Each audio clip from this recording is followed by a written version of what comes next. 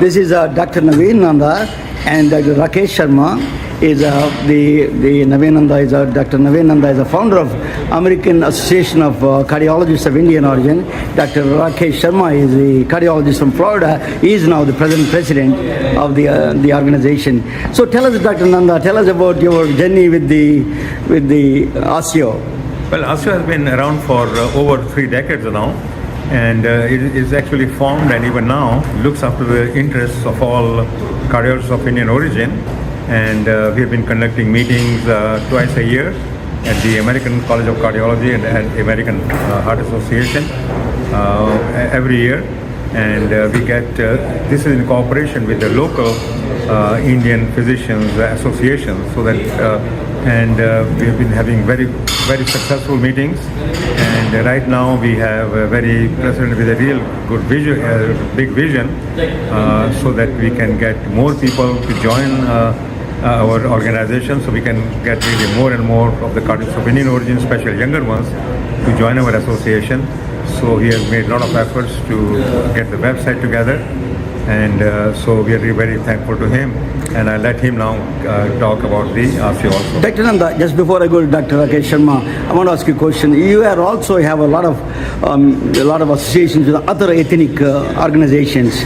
So tell us a little bit about that, ACC and other ABC and other organizations. Well, we have quite a very good association with the Association of Black Cardiologists in this country, and as it happens that I was born in Kenya, so many times I used to say that I'm a real true African, and you guys are born in USA, you are not really Africans anymore. And so actually I served on that organization for 2 terms, and really collaborated very well with our association and their association, so that actually at one point in time I was given a Bridge Award for bridging cardiologists of Indian origin and ABC together. And also we helped form with Dr. Hanuman Reddy and Dr. Rakesh Sharma, we helped form the Chinese Association of American Cardiologists also, where Dr. Shuping Ge was really the founder of that association. So, thank you. Dr. Rakesh Sharma, you are a very distinguished cardiologist and you're an academician, very well known. So tell us a little bit about your background and then see ASIO's involvement with you. Well, thank you much. Today I have a little bit of laryngitis, so my voice may not come out as clear, but I'm the current president of ASIO, and today we're going to have a meeting with more than 200 people. The venue is absolutely great. I think last year when we met, we had some initiatives. We wanted to update our website. The website is looking great. We wanted to increase our membership. Membership is growing. And one of our main initiatives was that we want to foster a relationship with all other larger organizations such as ACC. American College of Cardiology, we already have fostered a very good relationship, and actually we were one of the key factor. Dr. Naveen Sinanda has gotten a award which is named in his name, and that is called Naveen Sinanda International Service Award. This award would be given for the first time to the winner in ACC 2026, and this award Dr. Nanda got himself. To us it is a matter of pride, because here the ACC and AACIU has come together to have this award in the name of Dr. Nanda, and we're really truly proud of it. Well-deserved honor, Dr. Nanda. So talk about a little bit about this award. How do you, who gets it? What is the process for this to get this award? I think Dr. Nanda got that award. He can tell you better. Yeah. It's a very difficult award to get. Yeah, I think this award was given to me because of a lot of work I did for the American College of Cardiology internationally also. Bringing together cardiologists of Indian different countries together and making them recognize American College of Cardiology and cooperate with them. So I got that particular award many years ago, and this I'm so very proud and humbled that this award is being named after me, and Naveen Sinanda International Service Award in perpetuity. So it will be permanently in my name. I'm really humbled with that honor. So who are qualified here, like academicians or? Mostly it's going to be academicians who actually go and organize conferences or go and give lectures and do some other work there, charitable work even in some other countries, and putting the ACCA name forward. And I'm also proud to say that this is the first time this award has been given to any person of Indian origin.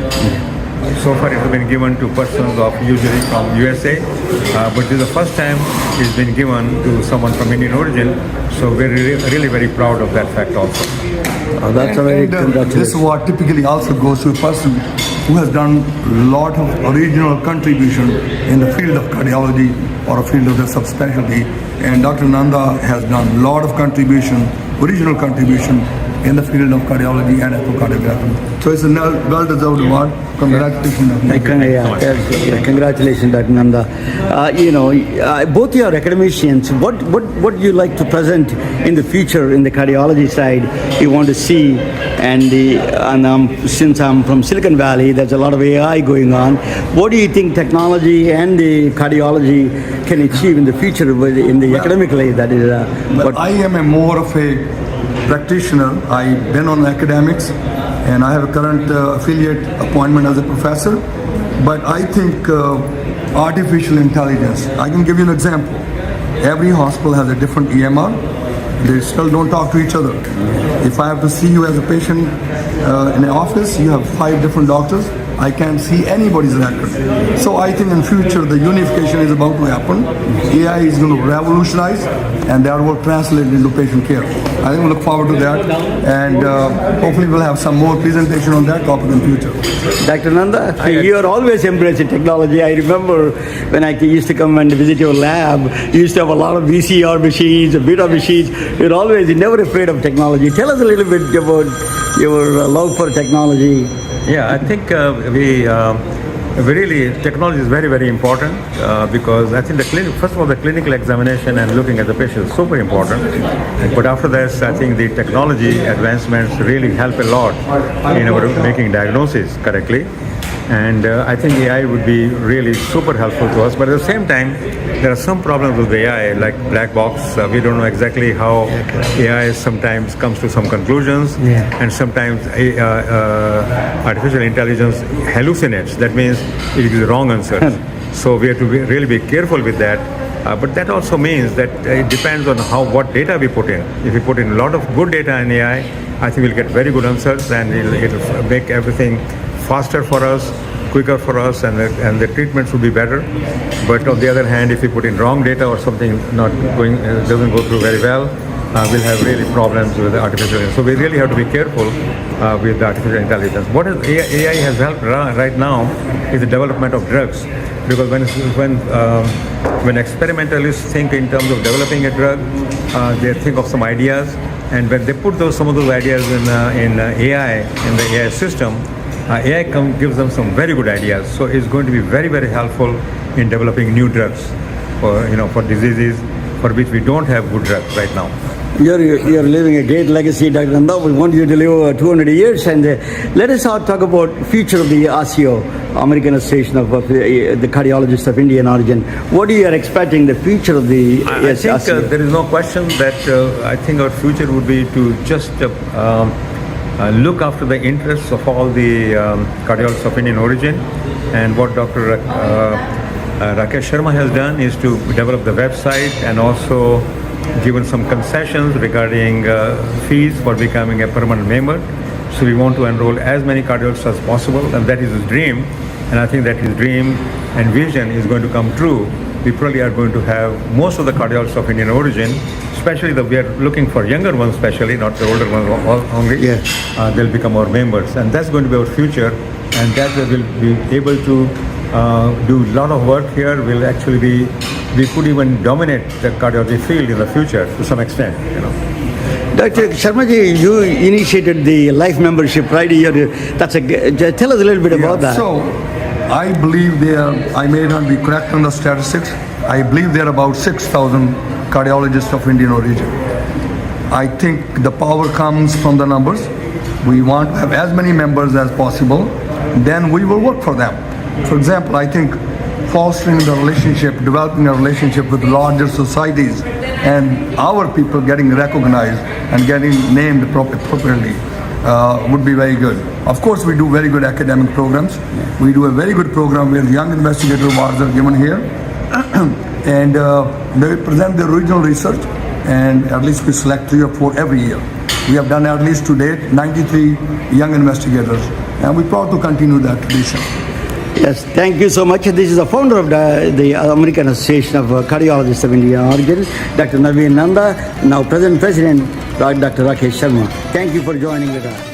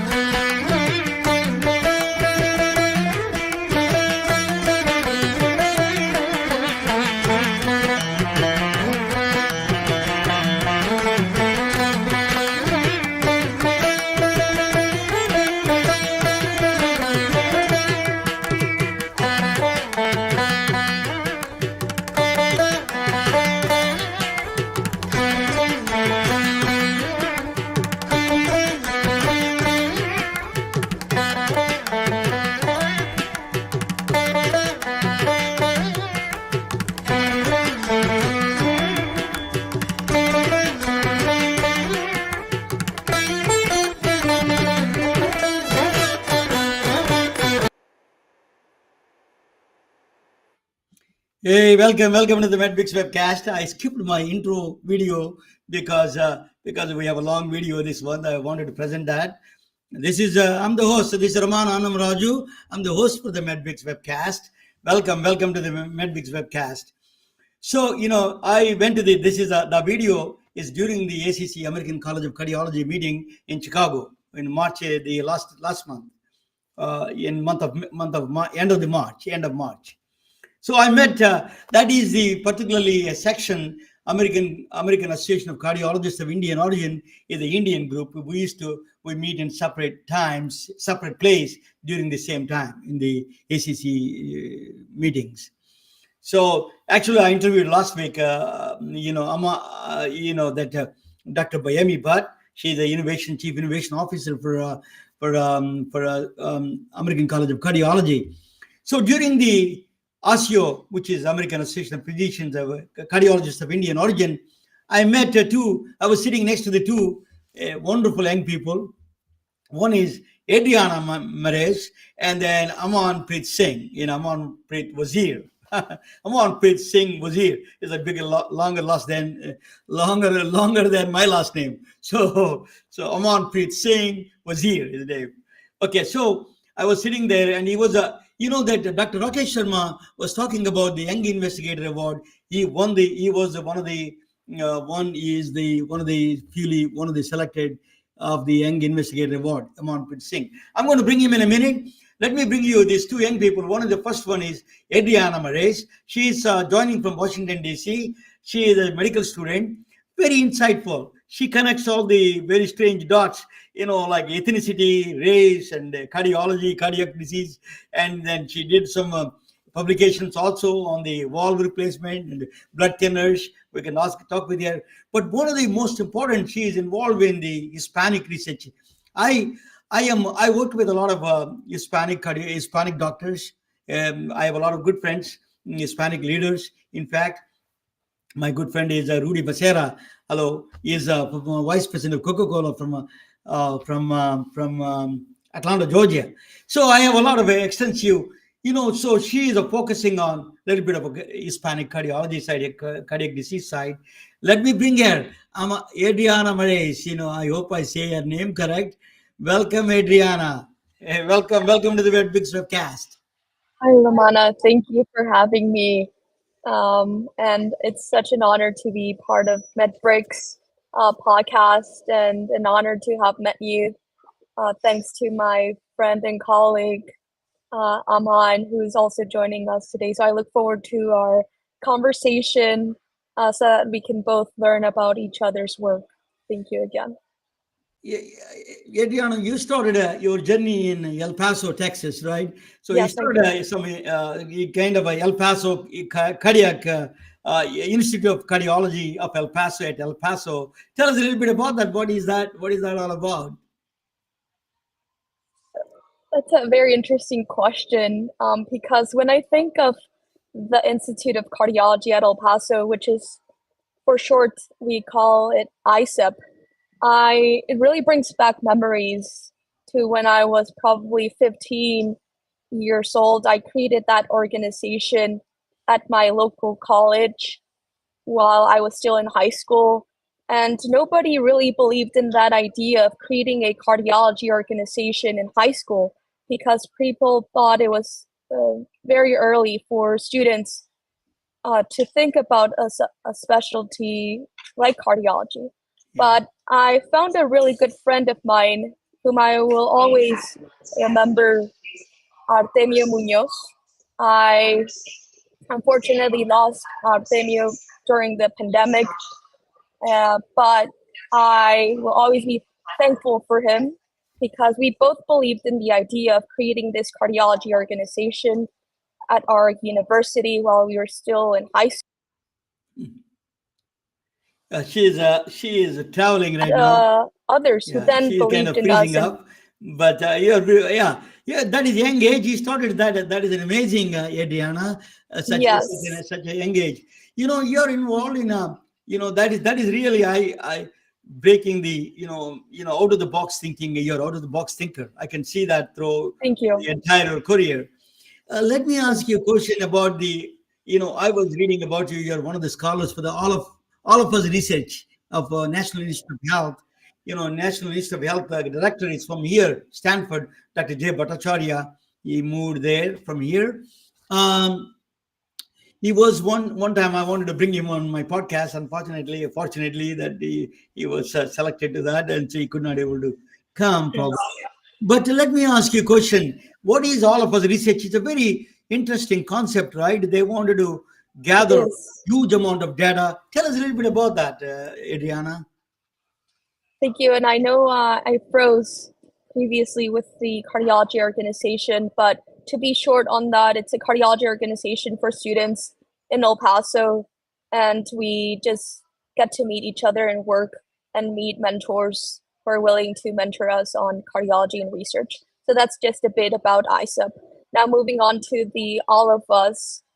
I joined as a participant ambassador for the National Institutes of Health All of Us research program in 2017. And that's the first year that the NIH All of Us research program started. It's a 10-year program, which means that it will continue up until 2027.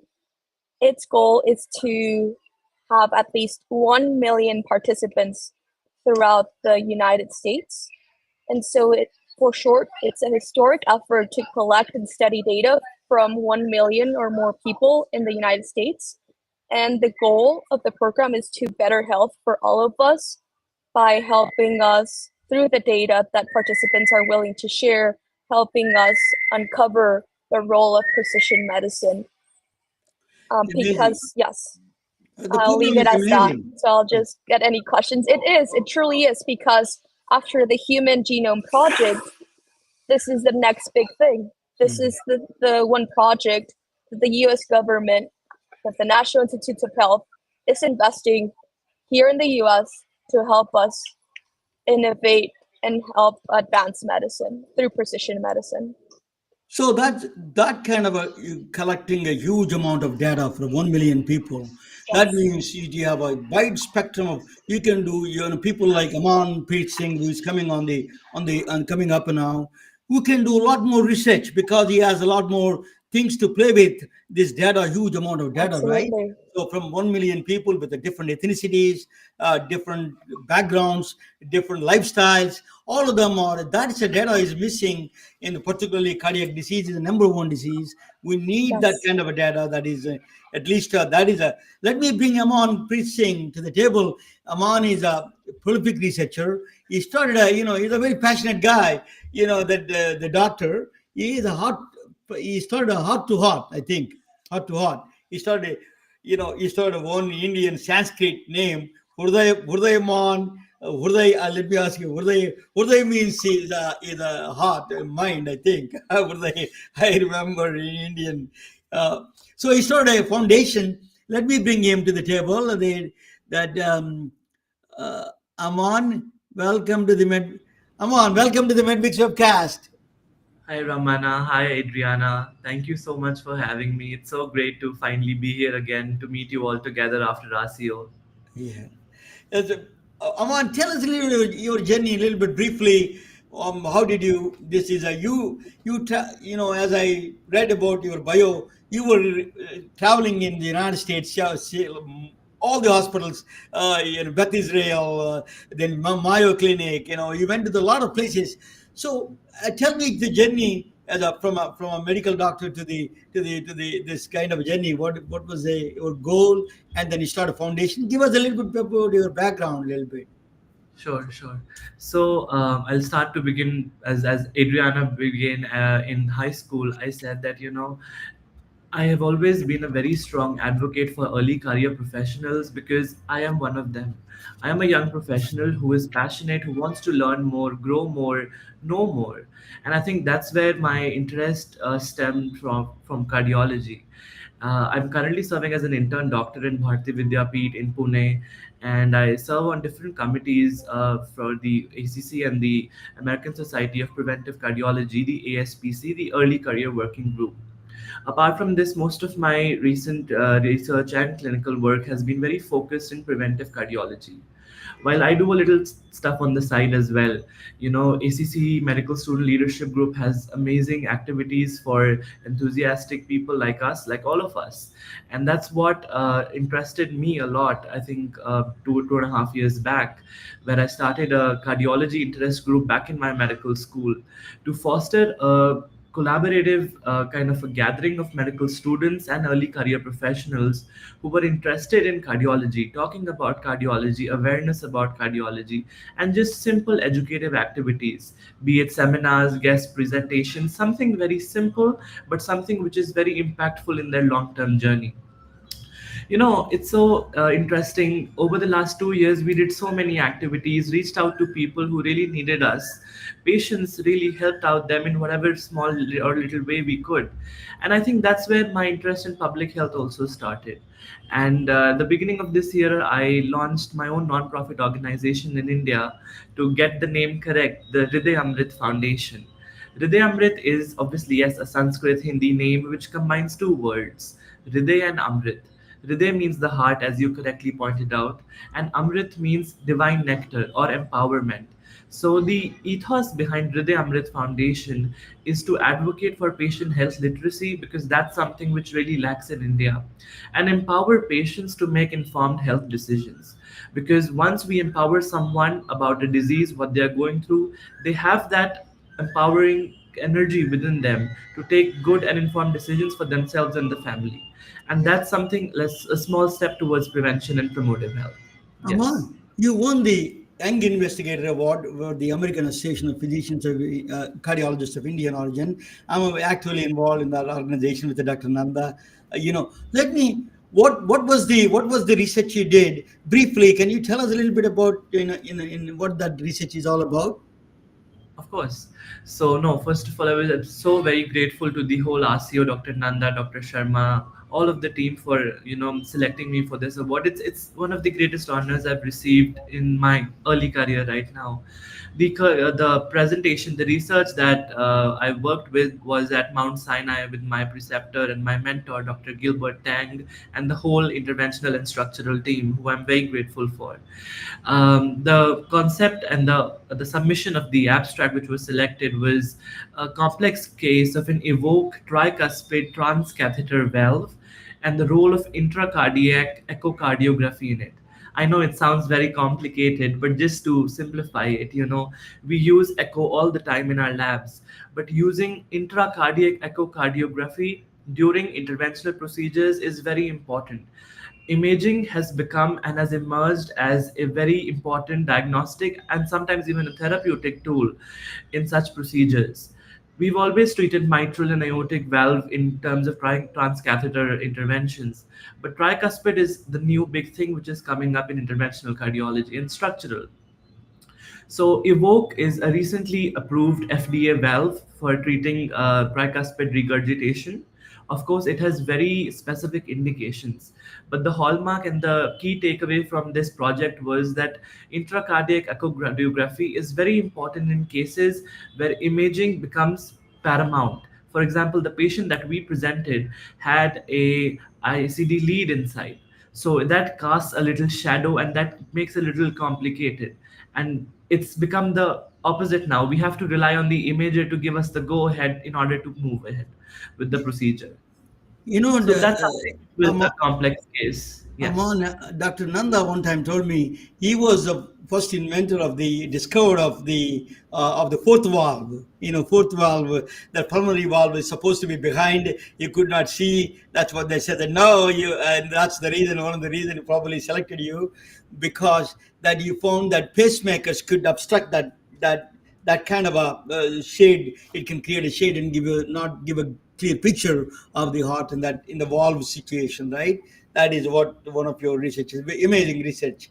You're a prolific researcher.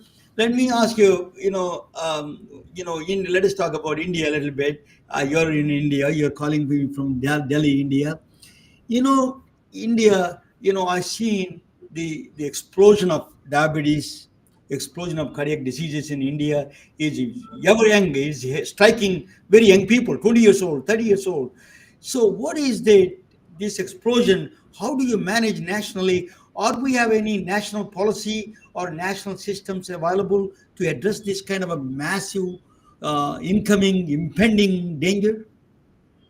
Right. No, this is, I think, the most apt question of this conversation. India, we're not waiting for it. We are at risk. I'll quote a documentary film which was just released, and I encourage all of the people who are watching this podcast to see it. It's known as The Brown Heart, which is just released recently on Geo Hotstar, and it really answers what you've just asked me. Why the risk of cardiovascular diseases in South Asians is higher than the rest of the populations, ethnically and geographically? Why Indians are at a higher risk? It's a manifold answer because the answer is multifactorial. There is genetics involved. There are other environmental things which are involved. But most importantly, everything stems down to the fact that, as you said, that there were government policies and everything. I'll come to that later on. But I think I'll just address it very simply that Indians are at a very high risk of cardiovascular diseases.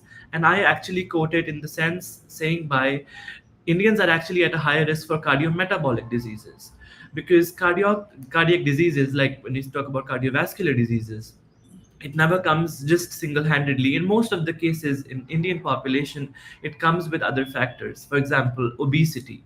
The epidemic of obesity is rampant. Diabetes, hypertension, And then we come to the risk factors, which, as we've all read in medical school, can be divided into modifiable and non-modifiable risk factors. Non-modifiable risk factors means your gender, whether you're a male or you're female.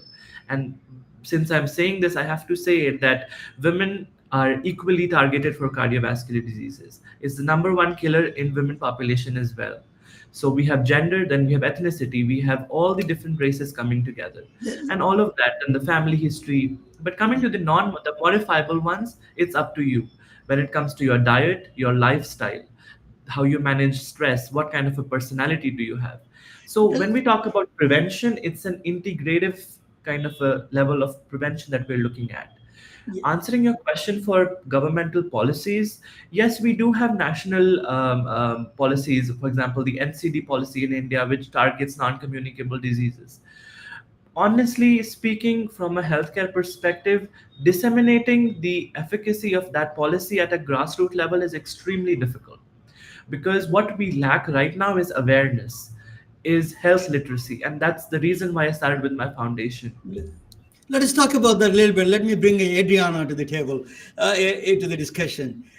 Adriana, what is the Hispanic population? Are there any studies done among Hispanic population compared to the white population or other population, the risk factors? Are there any similar risk factors like Indians? Are there any different problems they have? Can you shed some light on that, Adriana? Thank you for that question, Pramana. I think for me as a Hispanic woman, it's very important for me to bring light to topics like these, like what you mentioned. I just got a grant from the National Institutes of Health, the NIH, to study Hispanics and their cardiovascular risk, especially in those who have sleep disorders. And so we're working on that project, but specifically in cardiology. And thanks to one of my mentors, Dr. Harsha Nagarajarao and Dr. Devabrata Mukherjee, we were able to bring light to something as simple as coronary artery anomalies. So we found in that study that there's actually no data in Hispanics for specifically coronary artery anomalies. And that's just to name So there one is a research condition. that, if you don't mind, funny, you're saying that you did some research on finding out there is no data there. That's what you're saying? So we so we took a look at coronary artery anomalies in Hispanics because there was no data specifically in this ethnicity. There was data for Indians, Asians, whites, Blacks, and African Americans, but no data on Hispanics. Yeah. And we thought we wanted to change that. So we reviewed over 5,000 coronary angiograms during the pandemic. And I was there at the hospital, learned everything from them, very thankful for their teachings. And we found that there's actually a higher prevalence of coronary artery anomalies in Hispanics at 8.6% compared to whites who are at 4%, and other ethnicities who have even a much lower prevalence of coronary artery anomalies. So these kinds of studies really helps us understand that there is a paucity of data in the Hispanic population that we need to bring light to. And thanks to funding sources like the NIH, who are helping us advance and help us advance medicine, help us change this specifically for the Hispanic population. Let me talk with the both of you about the lifestyles a little bit, because lifestyles, the Aman is talking about lifestyle is an important one, modifiable lifestyle that he's talking about. So let me just, Aman, I will ask both of you, what would be India as a Ayurveda is a long time, food is a medicine, that's what they say in India. So what would be, you think that anything that you think of, we need to change the modifications of lifestyle? What is missing in Indian pathology in that sense? I'm so happy that you asked and you spoke about Ayurveda, because while I was at ACC, I happened to interact with so many cardiologists of Indian origin and of other origins as well. And I think the general consensus was that Ayurveda and other, I would say, secondary lines of healthcare or medicine are not very widely recognized. Of course, they hold a lot of potential. I myself have been talking about holistic health, but I think we have to change the terminology a little bit so that people try to understand it better. I think instead of holistic health, you can quote it as integrative health. You cannot just have your prevention and without any integrative health. It has to be in a coherence together. Lifestyle modification, as far as they go, if there is a patient who is at a high risk for cardiovascular disease, of course the stress is already there. We, I think, sometimes undermine the role played by your kind of a personality and the amount of stress and the way you manage it. We have diet, of course. We have different diets. We have a diabetic diet, we have weight loss diets all around. Everyone's talking about protein intake, weight training, all of that, which is very true. But also understanding that you don't have to go to the gym every single day for 2 hours, and you don't have to go for a marathon every week to achieve that. Even a good walk for a 35-40 minutes, a brisk walk 4 times a week, can give you equal amount of advantages. As far as Yeah. the diet is concerned, sorry, I'll just complete on this. As far as the diet is concerned, of course, Indian food is known for its taste, right? But we should always see and moderate that, not going overboard with anything, and just restricting the not only the calorie intake but also supplementing it with quite a lot of protein to balance it out is very important. Adriana, I spoke with a couple in from Ecuador. They're from a blue zone diet. It's a blue zone area near Ecuador. They're talking about blue zone diet is basically people live longer than any other place, and there's special diet that the people are living longer. So, do you think there is something missing in the Hispanic lifestyle? What do you think is missing in the Hispanic lifestyle to reduce to what you need to do, people like you, to reduce this stress on the system and this on the cardiovascular disease? Thank you, Ramana, for that question. And I'm glad that you got to meet, people from different parts of the world. And it's interesting that you mentioned about the blue zone. I'm very curious about that. And to answer your question on the what we could do as a Hispanic population to reduce that stress, or at least help us reduce our cardiovascular risk. We can follow the American Heart Association Life's Simple Seven, which focuses on diet. That's one of the things that Amanpreet has mentioned. Our food and our cuisine also has a lot of not probably so healthy ingredients, and I think that that's a good start.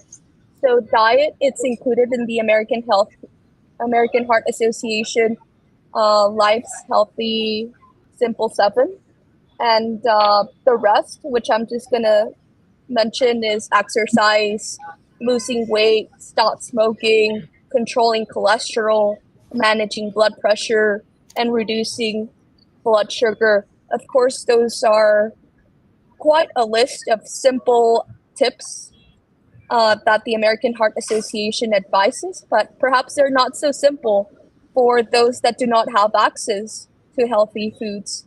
But there's always a start, and I think that's the key thing, that it's worth trying, because as long as someone is worth it's trying then to live a healthier lifestyle, then they're starting a journey to living a healthier life for themselves and their families. Yeah, I want to ask you, both of you, this is a massive problem.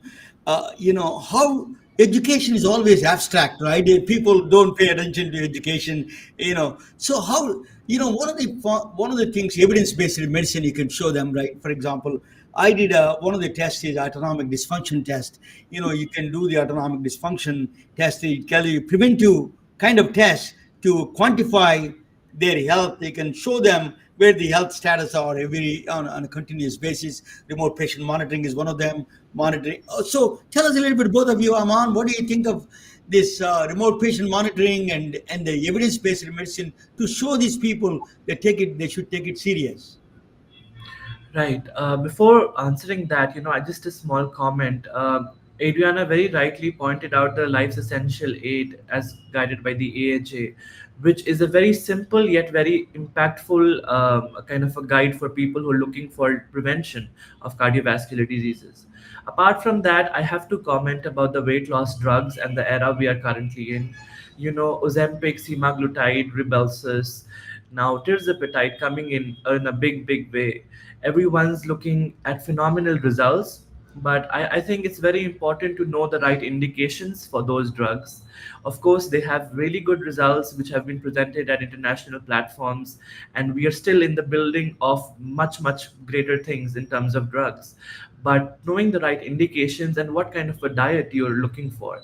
People are these days, I've heard so many people ask me about OMAD diet, which is 1 meal a day, which is an explosive, I would say, a version of intermittent fasting. But I think knowing indications and doing a balanced lifestyle approach is very Come important. on, I do that actually, 1 meal a day. That's what I do for last 14 years. Really helped me, honestly. Very powerful intermittent fasting extreme, right? So it is really helpful. Intermittent fasting is one of the things we should promote. India, Upavasan, is a very popular, you start with a Sanskrit organization. So that Upavasan is one of the Mahatma Gandhi did that. And it's a very common satyagraha is a fasting is a very part of the Indian culture, right? So one of the things I think is one way to promote that is through culture and religion. I think promote the upavasana satyagraha more and more. That what do you think of that idea? I wish I could do OMAD. I feel hungry all the time. I wish I could do some kind of intermittent after evening. But yes, as you said, upasana or vrat, as people say, fasting, which people do for religious or cultural reasons in India and other populations. It is very good in terms of, and if used diligently and intelligently, because, especially it has to be very cautiously used in diabetic populations because there is a risk for going into hypoglycemia. So that should be avoided at all costs to avoid worsening of any conditions.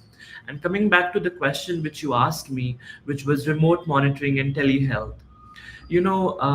I've been working recently with a lot of AI platforms, and I always say AI. And I remember I and Adriana had interviewed Dr. Ichapuria in ACC regarding the future of telehealth and AI in cardiology. And she very rightly said that AI shouldn't be looked as artificial intelligence. It should be looked as augmented intelligence or augmented reality, which is very true. But implementing it in a middle to low income country like India is difficult. So that's something which I've started with my foundation as well, through a grassroots campaign to advocate for health literacy and remote monitoring. I'll give you just a small snippet into what we are doing. We are hosting an inaugural campaign known as the Hriday Path, which is the path to heart. It's a movement by auto rickshaw drivers. So what we're doing is medical students and early career professionals will be going to auto rickshaw drivers, taking their understanding about cardiovascular diseases, then educating them about what are the high risks, what are the ways of prevention, what are the methods, when do you say that this is a red warning flag sign and you need to go to the emergency, etc. And then taking a questionnaire and following them up again and again, because we have to at the end of the day make it scientific. What we're doing, it should really be translated into science. But what this will do is, the auto rickshaw guy, if he has a passenger who's traveling with them and if he sees that the guy is sweating, he is having palpitations, and he might be at a risk for an imminent heart attack, he might just report him to the EMD. The auto rickshaw guys are the grassroots workers in a way, because they are first responders for a lot of people from villages who especially come to the hospitals in auto rickshaws. So I think inculcating their in that family, in their friend circle, would be our humble initiative to start something which can be followed up later on and expanded. But this is the kind of change we should look in India, because Great idea. we have umpteen amount of resources, funding, if it's given in the right hands, and like NIH is big in the US and in other countries. In India, we have ICMR, we have DGHS, we have various government organizations which are ready to fund. But I think getting a good team together to form a very focused policy or doing something which is impactful is really important right now. Very good. People, I'm confident with people like you, both professionals like you, Adriana, and you. I think we are in a safe hands for the cardiology side. I'm going to present something different is the mental health side. That is a difficult one because it's not too many tools available in the mental health side. People are talking about it. Brain is a complex organism. After like that, I come back and I'll ask you, what is both your organizations do? I'll come back and I'm going to present that. Just give me 1 second, and then quick presentation that about the psychedelic drugs. There is the new frontier of medicine. Maybe it is a very controversial, but that is a one thing that we are talking about. And then this is Amanpreet Wasir, doctor is a cardiologist, and then Adriana Mares, a cardiology student, and a very both innovative people. Let me talk about a little bit about mental health. What we are, just let me bring them to the side a little bit. Okay. Now, this is I'm going to tell you about this story. This is all, I already did that. This is Nathan Wong is coming. Is going to talk about Southeastern Asian health cardiac risk. Let me tell you, this is a very interesting story. In the middle of the pandemic, a story appeared on the digital magazine called Medium, the New Age magazine. And her name is Erin Balchweiler.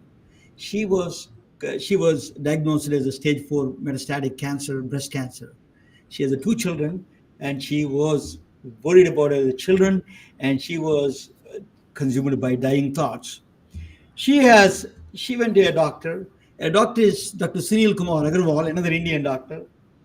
She went to him, and then he wanted to prescribe to subsidize that kind of thoughts. He thought that psilocybin, which is a psychedelic drug, would be very beneficial to her, Erin Balchweiler. But the psilocybin is defined as Schedule 1 drug. That means they have no currently accepted medical use in treatment. You cannot prescribe. You cannot get that medicines there. So Schedule 1 is strictly prohibited. So that's what she did. Guys, you can join anytime. This is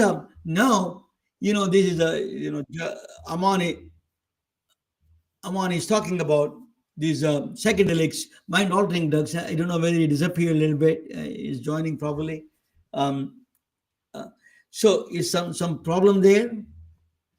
Okay. Anyway, I'm going to go and you can mention psychedelic drugs. Mass General Hospital is a center for founding member for the Mass General Hospital. They have a center for the neuroscience of psychedelics, and then John Hopkins is really premier research he's doing. It is called a Center for Psychedelic and Consciousness. And then UC Berkeley is doing Center for the Science of Psychedelics. These are all the science. They're doing active research in this area. So what are the psychedelic drugs? DMT is a dimethyltryptamine, is a MDMA, psilocybin, or ketamine. They're all the same kind of class families, mind-altering drugs. So one puzzle, it is what they found out, is John Hopkins found out, is that just one dose of 200 milligrams of psilocybin is curing the depression. That's what they were surprised. So what they surprised is one dose of psilocybin is curing the disease, because all these patients are lifelong on the drugs, on the psychiatric drugs, psychotropic drugs. So what was the one drug, one dose can cure? What is that's a scientific puzzle. So we don't know the mechanism. But until we have this extraordinary woman, Gul Dolan, is a Turkish-American woman. She's a John Hopkins doctor at the time. She's in UC Berkeley now. She's a MD, PhD doctor. She was doing a lot of research on the psychedelics and theory of mind. Okay. And then what she found out, she found a master key to the mind during this process. She became a very popular during this process. It is called, so she was doing, she's very well known for octopus psychedelics, octopus. Octopus is very interesting animal. It has no frontal cortex, but it has like a human behavior. It exhibits like a human behavior, octopus. It has jealousy, trickery, all those things like what we humans do. one thing very characteristic of octopus is that they are antisocial. They don't like to be, except the meeting time, they don't want to be next to each other. What she did was she injected some psychedelic drugs. She gave the MDMA, and then she found extraordinary difference. They got together. What is that? Yeah, the octopuses are spending more time together. Very striking. This is a peer-reviewed study. She was amazed. This study became a very popular, very famous. She became a very famous. She's a Turkish-American woman. She's from Texas, close to not that far from El Paso, inland Texas. She's from. She grew up there, and then Guldolin moved to the John Hopkins, and then UC Berkeley. She did this amazing research. But what they found out is psychedelics, they did something special. They open a critical period. Critical period is learning stages, developmental stages in the critical periods. I will explain to you what is the critical period of. Psychedelics really affecting the critical periods. What is a critical period? What early childhood development? It is the learning process is a very definite for humans, very short period of time. There is a beginning, clear ending. There is no abstract. It is a very clean cut beginning and ending. So early childhood development is extremely important. At the age of 1, they learn the movement. The age of 2, senses. Age of 3, languages. They learn. If you move to another country, if I move from India to here, my accent cannot go. Even if the after 6 or 7, it's extremely difficult to change the accent because the languages are already is in the brain already done. So changing the accents are very difficult. That's one of the reasons is that critical periods open up a very short period of time. So the Jan LeCun, AI researcher from Meta, the chief artificial intelligence director for Meta, he said that 20 megabytes per second, 4-year-old can absorb 20 megabytes per second, like 1 petabyte. Amazing amount of information they can absorb. That is an amazing thing.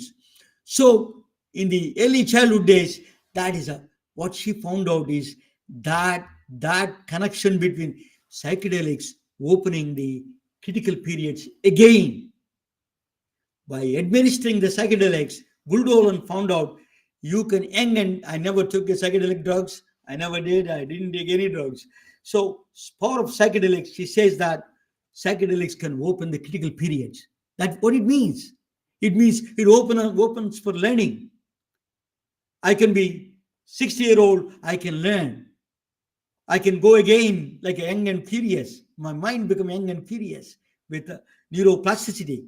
That's what she says, that with the power of psychedelics, you can reverse that you can open the critical periods. That is what the research she found out. Amazing research. I mean, she definitely would deserve to get a Nobel Prize in this one. So that's a puzzle solved. How do you do that? When you open the critical period, when you go to therapy, for example, or you give a dosage, and therapy, you need to be when you administer the 200 milligram psilocybin, it's not enough. You need to go to the psychotherapy. You need to administer because that's your learning during the time. That's extremely important. So that's a depression. The cure for the depression is that critical period open. You're more receptive than any other time. So the critical periods closes after 6, not too much open. Now you can, with the psychedelic drugs, they're saying with the controlled psychedelic drugs, you can open up the critical periods. What she said.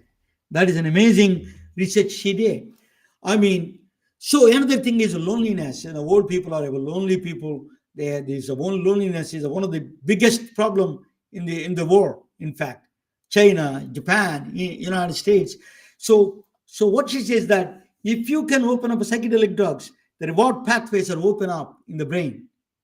And then once you have a meter, that's not enough. You can open up the critical periods. But for those old people, you can open up the critical periods, but still you need to create a situation, environment that they can interact. So meetup groups, social groups, you got to have that to create that the reward pathways. They can enjoy, they can learn that loneliness is going to go down with this one. So the amazing research was founded. So we have mental health crisis is coming, is bigger than economic crisis. So we need a lot of tools. This is one of the tools.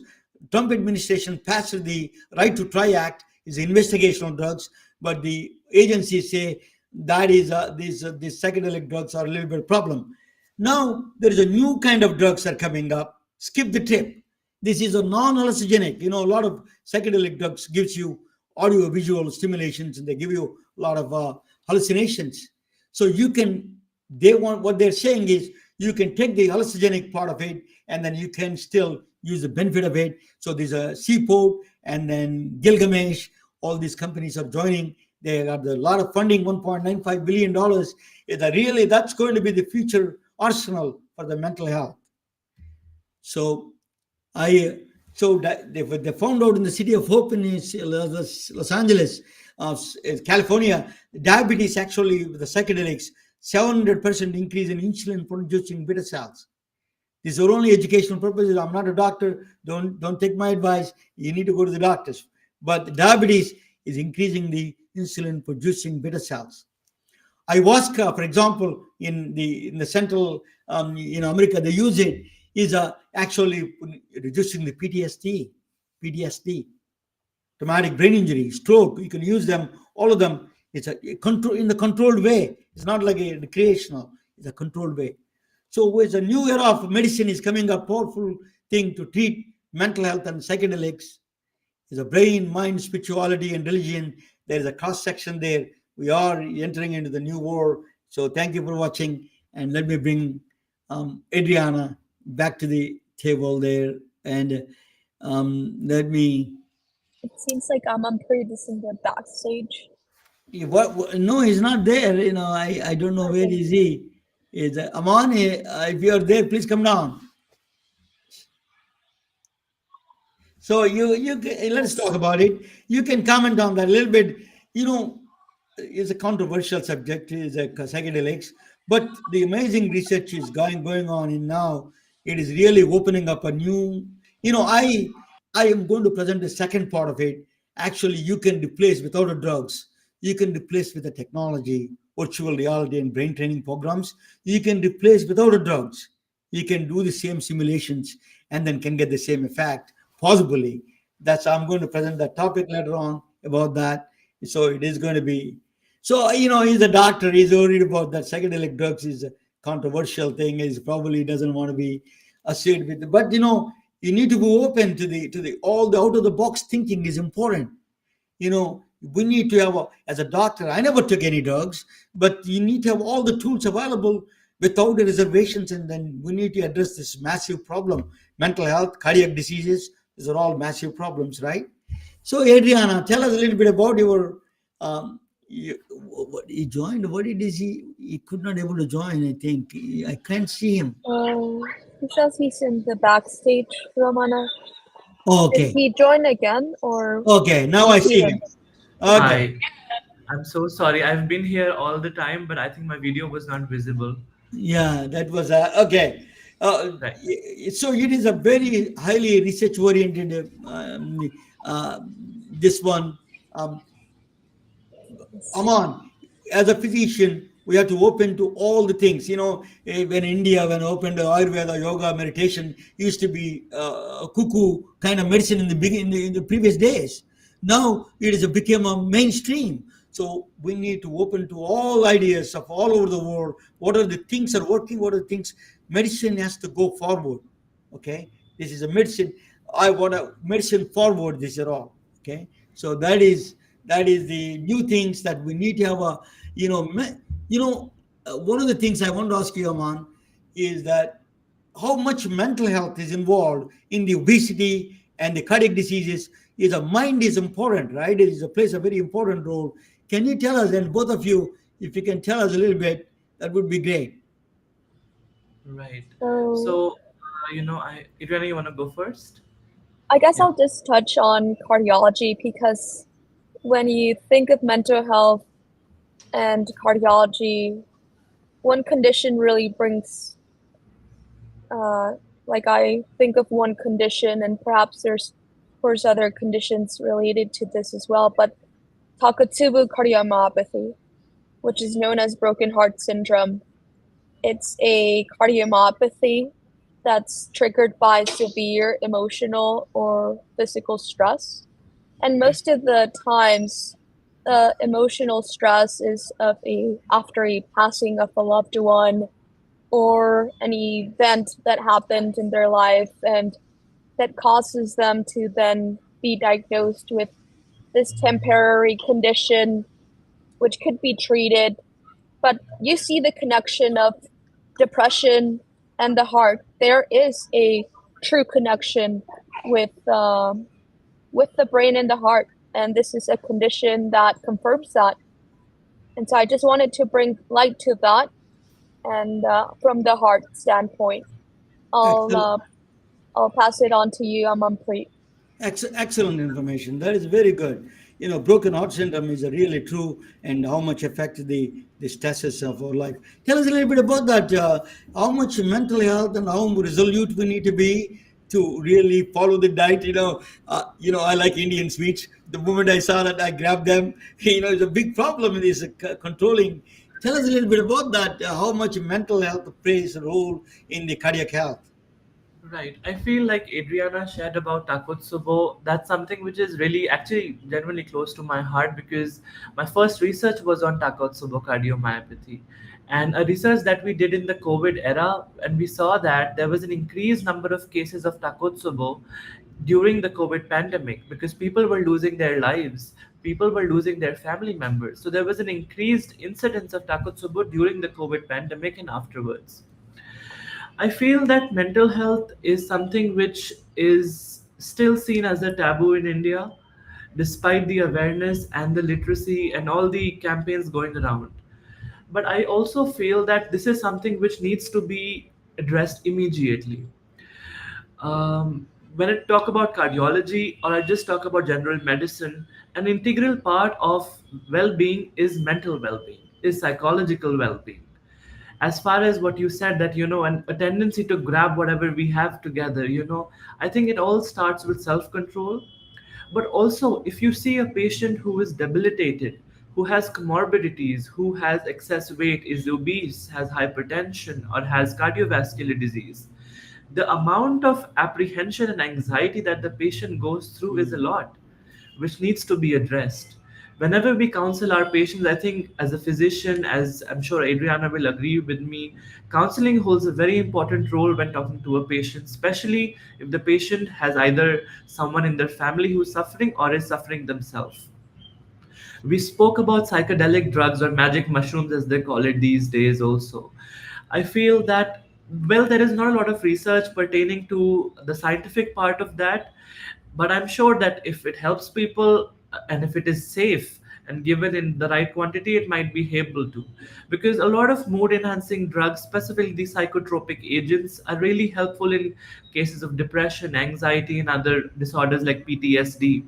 But psychedelic drugs is, I think, still something which is on the new frontier right now. So it will be interesting to see how the next few years turn out for that. But Yeah, mental health, as I said, you're right. I agree But with you. I'm not a proponent of this.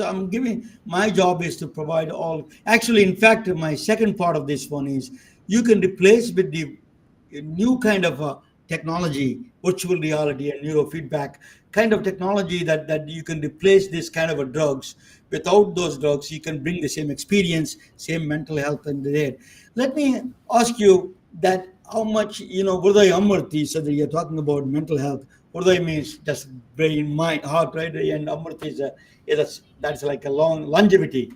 I want to ask you, both of you, what is the cardiac health's role in the longevity part of it? And in one of the things I saw, when I came to this country, I used to place a lot of cardiologists. They're finding jobs for them. One thing, a big change I saw is we have such a control of the cardiology field advanced in a very dramatic way. I used to have a black and white echocardiography. I used to go and see Dr. Nanda's office. Now we color Doppler. You got the now iPhone. Few blocks from here. I'm in Silicon Valley. Few blocks from here. One of the Telugu man that you opened a company, big company called Exo Imaging. Just the use of iPhone, and you can see the images as good as HP 5000. We used to advance multi-million-dollar equipment. So it's a really point of care is coming to us. The cardiology, we can get a hold of. I think people like you, Aman, that can really address the nationwide, and you can control. We have tools. We have people like you can manage this nationwide, and people like Adriana can manage this impending crisis. Tell us the final words, your organization, and what is your plans in the future. Aman, I will start with you. Right. Thank you so much. Remote monitoring, telehealth technology is real, coming in a big way. AI, we've spoken about. There are a lot of devices which have been used, even for blood pressure measurement. I was just reading an article the other day which does remote monitoring of blood pressure. However, not FDA approved or not officiated. Of course, we now have AI tools to help us, but that doesn't mean our job is over. That just adds to what we are doing in order to ease in our work and spread the work across the grassroots level. As for Hriday Amrit Foundation, I feel we're just starting off right now, but we have a long term vision, which is over years and decades. I think helping people out in India or anywhere in the world can never be complete without intersectoral coordination and different kinds of collaborative efforts. It's very important for different organizations and people who can help to come together to have a streamlined protocol and one base which is very strong to help people out. Hriday Amrit will not only just focus on awareness and patient health literacy, CPR, or emergency training, but will also provide actual help to people who need it the most, be it mental well being, be it financial well being in terms of who cannot afford to have surgeries. There are already a lot of people who are doing great work in India and other places. Someone asked me that why Hriday Amrit? What is different in this non-profit? I just said one thing that this is something which is driven by young professionals and to advocate for health literacy in a country like India which is needed the most. So that's something which I would just stop with, and my key takeaway and my pearl which I can give to everyone who's listening is this time we have AI, we have technology, but what we need is promotive, preventive, and integrative health. So Thank you. they can connect with you on the LinkedIn or Facebook somewhere, right? The Hriday Amrit is a beautiful Sanskrit word. So that is the Amanpreet Singh Wasir joining from Delhi, India. And then Adriana, tell us a little bit about you. What do you think of what is your future plans, and what do you think? What do you want to do? Are we also, thank you, Ramana, for the question. Are you asking me also I'm about the asking you, what is long-term your future community plan? What is your future future plan? plans? And then what is how do you they can Yes, reach you if they wanted to really people want to help you to grow this Hispanic research and all those things. thank you. You said that that's Yes, one of the things that you're talking about, right? So we yes, don't have the data. That's what one of the biggest challenge. So you need that's right. Hispanic organizations to be rallied around you and all those things, right? Yes, Ramana, and thank you again for having me. And Amanpreet, so good to see you and get to be part of this podcast with you. I would love to collaborate with anyone who's interested in cardiology research to help us advance medicine for the Hispanic population.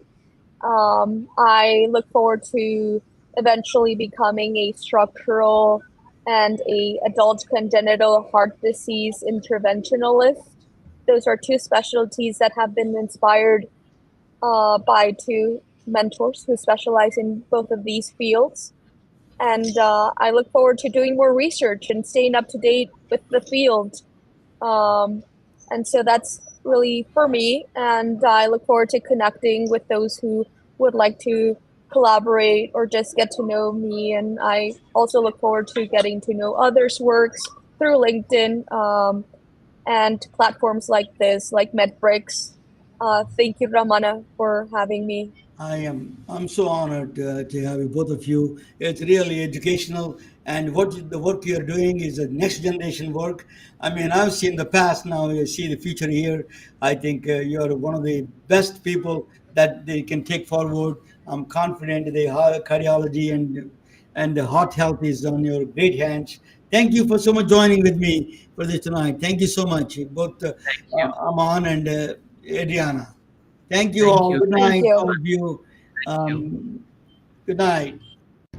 We are retelling their stories through our patented designs that can be worn on scrubs, t-shirts, printed on conference bags, and endless other promotional materials.